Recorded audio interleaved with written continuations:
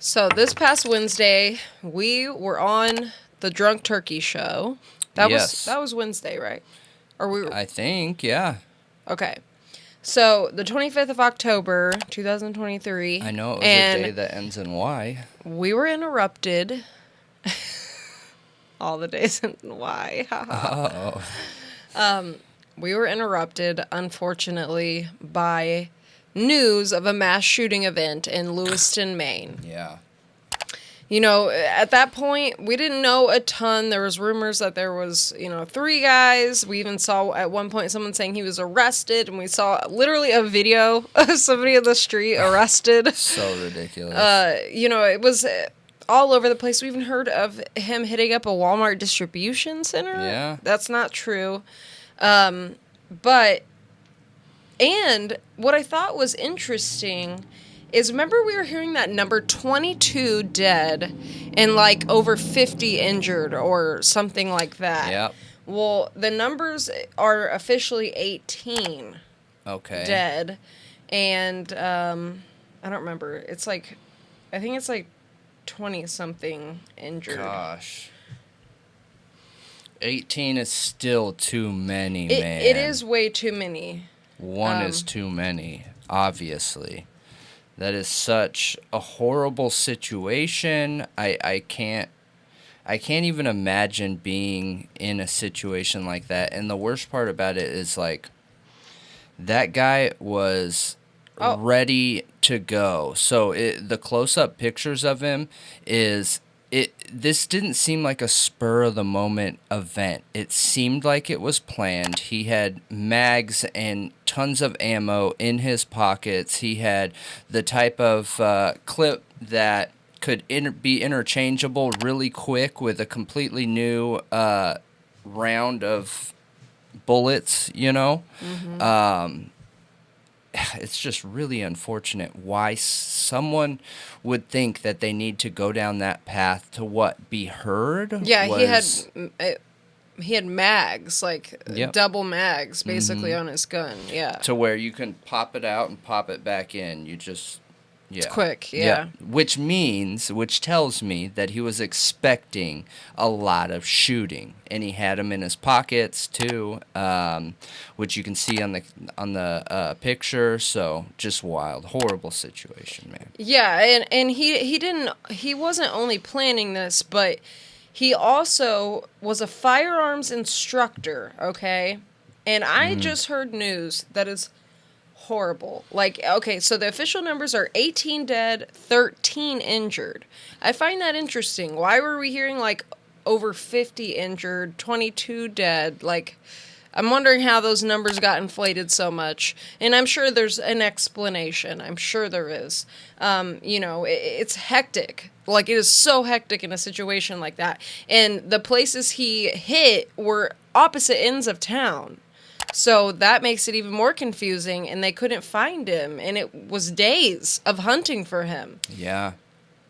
So, Maine police were alerted weeks ago about threats from this man.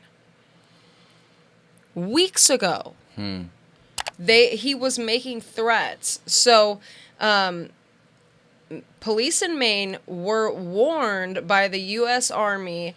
It says reservist? I don't know. That's what they're calling him, I guess. I guess he's in the reserves. Yeah. He's in the Army Reserves. I think so. I think he's ex-military. Reservist? Yeah. But anyway, that he was making veiled threats. And he would go on to carry out the worst massacre in Maine. And this is on the AP News.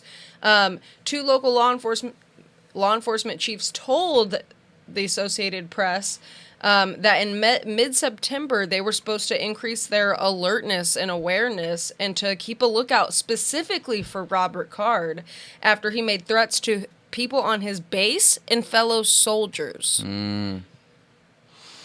And so does it say in there that they didn't follow up on these things? Is that what the big concern is? Or? So they said they stepped up patrols, went to the base, went to his home, and it said neither of them turned up any sign of him, and they moved on. They said they added extra patrols for about 2 weeks. He never showed up.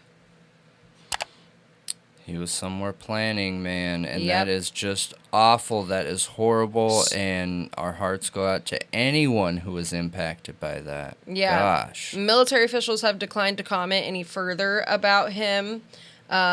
Which is common. Yeah. I gotta say, that's common. The military is always tight-lipped about everything. They do not have to follow the same rules and regs about freedom of information or any of those things. Yeah. So apparently he had just been committed to a mental health facility in June for 2 weeks for acting erratically and hearing voices and threats to shoot up a military base. Jeez. Why did he not do the military base? Why did he do literally a bowling alley and a bar in a whole city? Like, you know what I mean? Yeah, I do know what you mean, and it really sucks. I don't know. I don't know. It's really sad. You know... Was he going for mass casualties? You know what I mean? Yeah. At a military base, I'm sure they're going to be quicker to grab guns and things like that. So what I'm guessing is that he made these threats. Okay, he got committed to this mental health facility, and when he got out, he went into hiding because he knew that they were on alert. Yeah. Okay, so he went into hiding, and then everyone's looking for him. Like, I don't know. Should they have moved on in 2 weeks?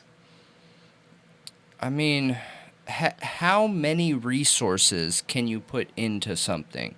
Now, sure, looking back at this situation, I think anybody would be like, gosh, you guys should have put more resources into it. But the thing is, when you're faced with that question and you're faced with that situation beforehand, you don't know if 2 weeks is going to turn into 3 weeks, is going to turn into 3 months, is going to turn into 12 months. You know what I mean?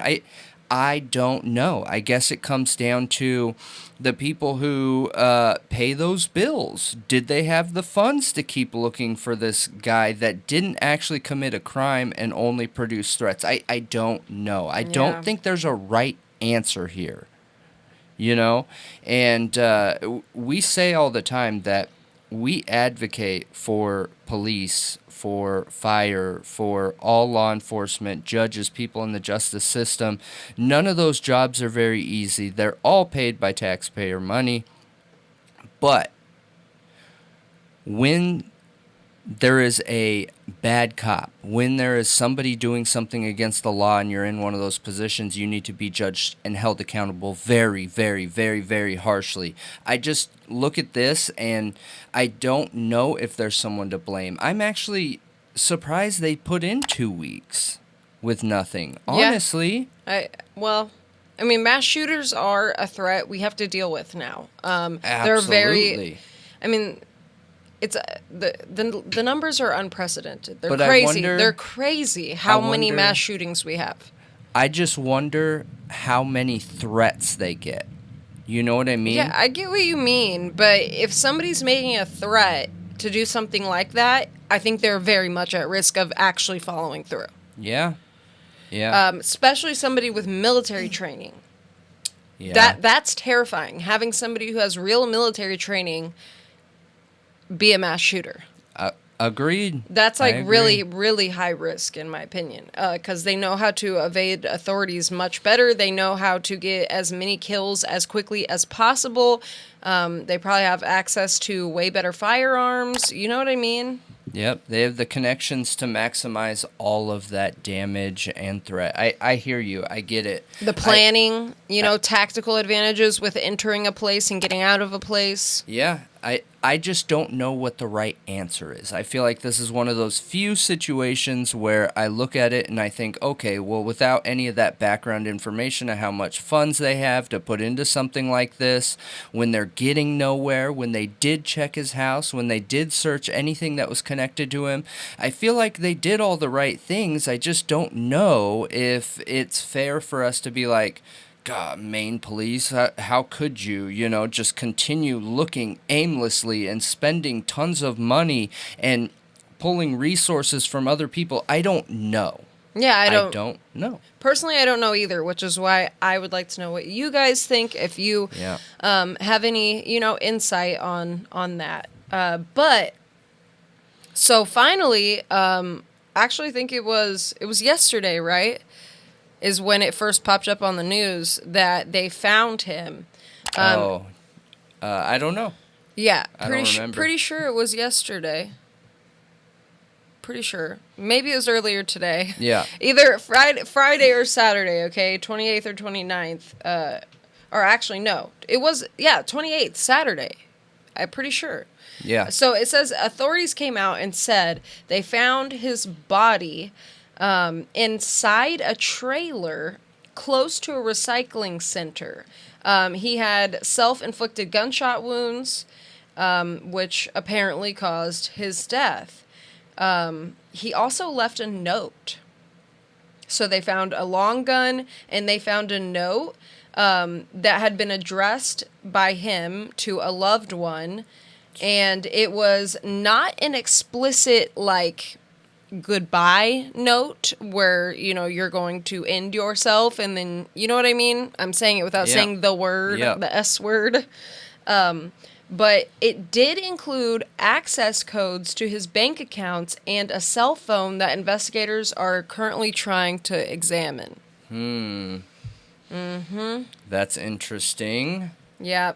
So this past Friday, they also released all the names of the victims, and the dead ranged from people in their 70s to a teenage boy. I just saw that there was a group of deaf men, like friends, a bunch of friends, like four deaf, handicapped, 4 deaf friends who were, sadly, their lives were taken. Yeah, and they couldn't even hear the gunshots in that situation. If they're 100% deaf, I guess I'm just assuming there, but maybe they could feel it. I don't know. I'm not sure.